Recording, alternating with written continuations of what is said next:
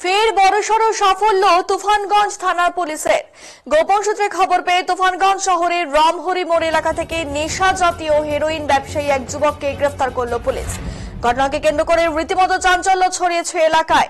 Police সূত্রের খবর, ধৃত ওই যুবকের নাম সজল ঘোষ, তার বাড়ি ছোট নোটাফেলা সালমারা এলাকায়। গত প্রায় 3 মাস ধরে ওই যুবক রামহরি মোড় স্টেশন রোড এলাকায় একটি বাড়িতে ভাড়া থাকত। মঙ্গলবার সন্ধ্যে 7:30 নাগাদ তুফানগঞ্জ থানা সূত্রে ঘটনা বিষয় নিশ্চিত করা হয়।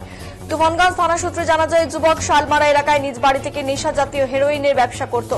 বিষয়টি পুলিশের নজরে ছিল, কিন্তু প্রমাণ সহ ধরতে পারছিল না। এরপরই নিজের সাম্রাজ্য আসাম বাংলার সীমান্তবর্তী এলাকায় বিস্তারের লক্ষ্যে তুফানগঞ্জ শহরকে বেছে নেয়।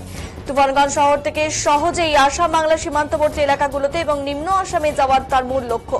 পুলিশের কাছে খবর থাকলেও হাতে নাতে ধরতে পারছিল না পুলিশ। অবশেষে বেশ কিছুদিন ধরে নজরে রাখার পর আজ হাতে নাতে পাকড়াও করে ওই যুবককে। ভাড়া বাড়ি থেকে ব্যাগ নিয়ে বেরিয়ে জাতীয় সড়কের দিকে আসার পথেই পুলিশ পাকড়াও করে এবং তল্লাশি চালাতেই তার ব্যাগের ভেতর থেকে বেশ কয়েকটি প্লাস্টিকের কৌটো উদ্ধার হয়। কৌটো খুলতেই চক্ষু চড়ক গাছ রং বেরঙের নেশা জাতীয় হেরোইন দেখতে পায়।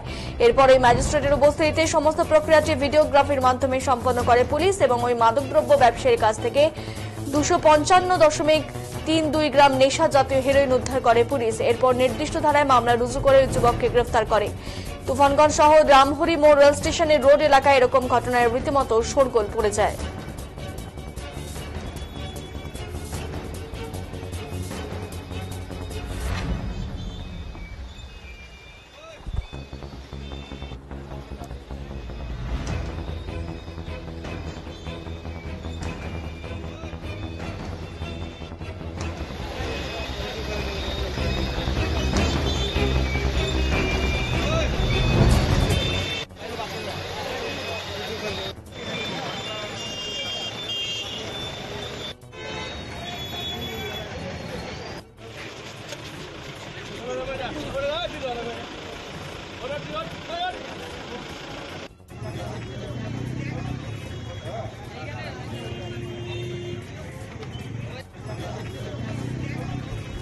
এখানে একজন ড্রাগসের ব্যবসা করে, নেশা জাতীয় জিনিস, ওনাকে ধরে নিয়ে আসলো।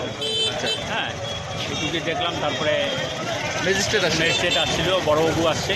হ্যাঁ, এসে ওনাকে জিজ্ঞাসা, তারপরে ওনাকে থানায় নিয়ে গেল। নাম পরিচয় পাওয়া যায়নি। নাম পরিচয় পাওয়া যায়। এই জায়গাটার নাম কি? এটার নাম আর এখানে আমরা পরস্পর শুনতে পাচ্ছি যে পুলিশ ছেলেকে ধরছে, তার কাছে কি মাদকদ্রব্য না কি পাওয়া গেছে পায়নি, তার জন্য এখানে একটা আলোচনা বা এখানে একটা তদন্ত চলছে। ম্যাজিস্ট্রেট